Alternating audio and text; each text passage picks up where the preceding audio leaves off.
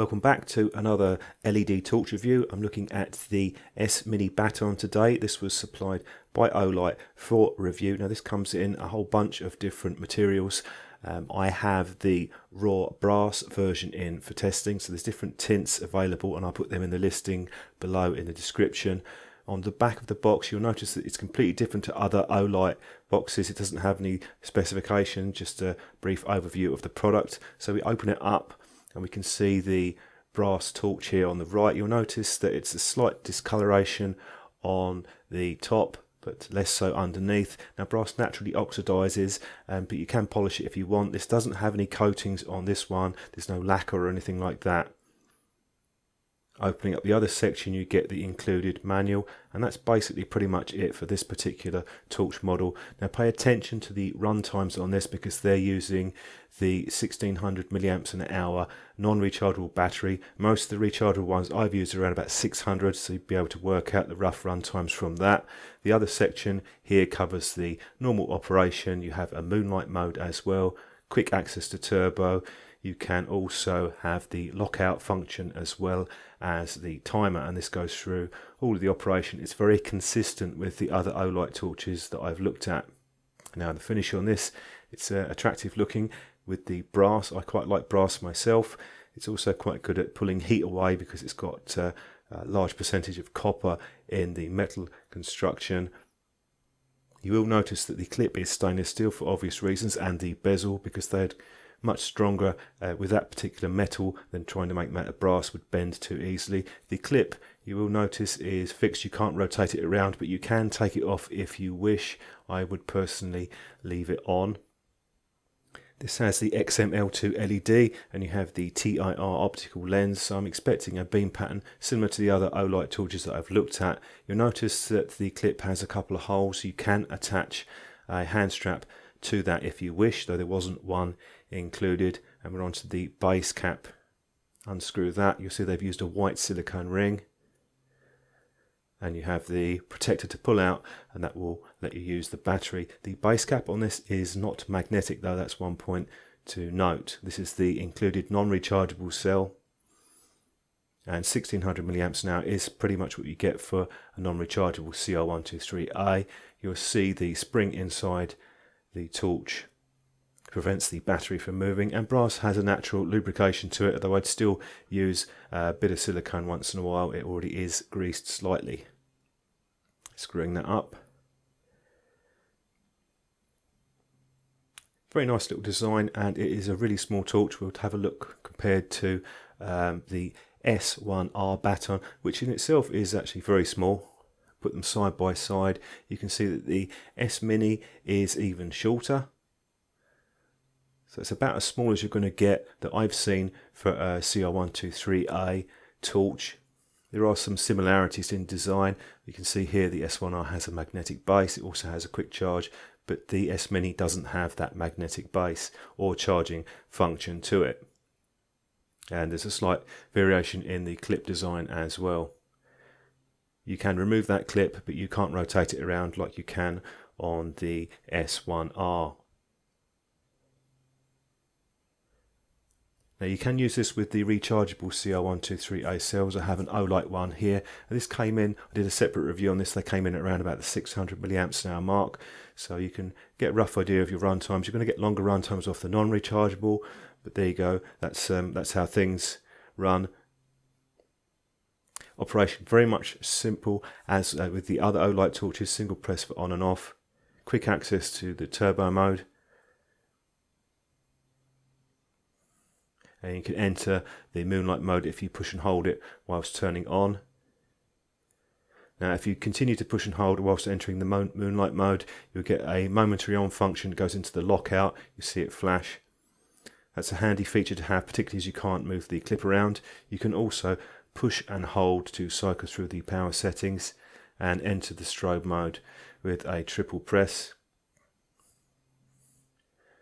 Now when it's on, you can double press and hold to go through the two timer settings. These are automatically turn the torch off after those periods of time. Quite a handy feature to have. Now I have both torches on. You can see the S1R, I have the cooler white, and the brass version of the S Mini is warmer. We'll do some shots outside to show you the difference between the two tints. They're quite noticeable. And onto the beam shot. Inside, about 6 foot, you can see we have a fairly diffused area around the edges. And the waterproof test, as I always do, half an hour submerged in water. I've never had any problems. Just make sure the base cap is screwed on firmly. This is fully water resistant, as the other Olight torches are. Now onto the Moonlight, it's around about, they rate at half a lumen. I'd say it's slightly brighter than the S1R and the S1A, so I'd say it's a bit closer to the 1 lumen. Still pretty low though. Onto the longer range test. Go through the power levels. We have 4 power levels in total, including the Moonlight mode, and we're up to the top level of 550 lumens. You get quite a nice wide beam pattern with this. And we're doing my normal test, wide angle, moving up through the power settings. So once you get up to the higher power level settings, you've that level for about 1.5 minutes before it will kick down. That's pretty much in line with all of the torches at this high power with the smaller cells. Onto the S1R, we can see the difference in the tint here. We have the cooler white. This goes up to around about 900 lumens. But it can only maintain that for a short period of time. Power output on the torch is very impressive for a small torch. I'm switching between the two. You'll easily be able to see which one's which with the difference in the tint. Now which one you prefer will be down to your own taste. The warmer white is certainly closer to daylight as opposed to the cooler white. Some people feel that you can see a bit better further distances with the cool white tint. This is the beam shot that I do at a closer distance, around about 6-7 foot. Now 4 power levels is slightly less than some of the other Olight torches, but I think it's a decent enough spread across the power settings, so I don't see that as an issue myself. And onto the telephoto test. You can see you get a wide spread with that TIR optic, very similar to the other Olight torches that I've used. And again onto the tree test. This is in the same location for all of the tests, and it pretty much covers the whole frame. Now the run times on this, with the rechargeable Olight that I've been using on medium, which is around about 60 lumens, which I consider to be quite a normal mode for normal use. In other words, you need to illuminate a fair amount, but you don't need the full power.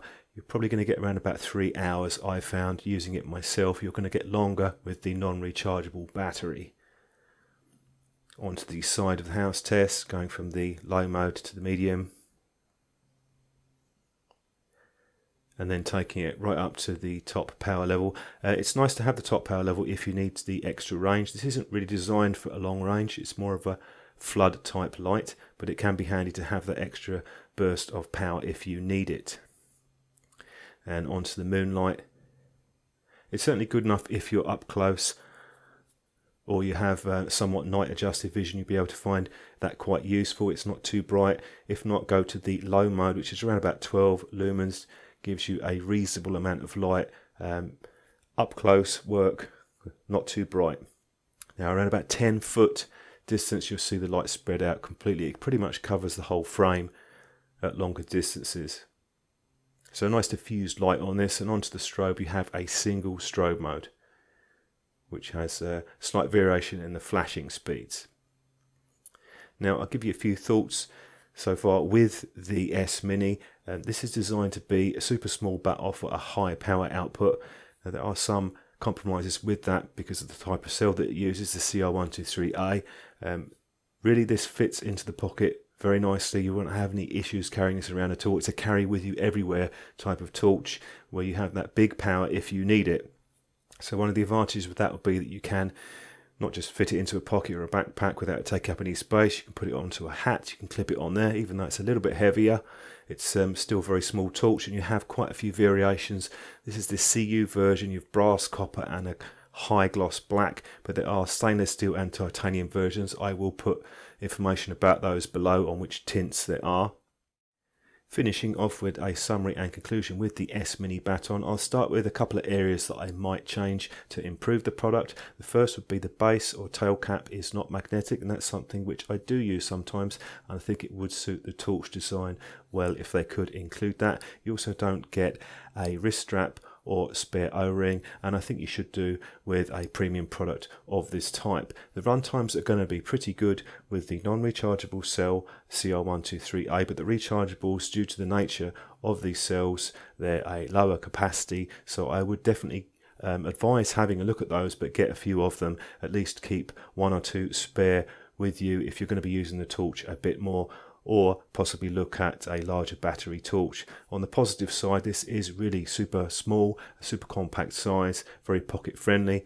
You've got a big choice of case materials as well as tints, and you have that wide flood beam which is useful for up close work, but you also have a high power output of around about 550 lumens, so you have a lot of power in a small torch.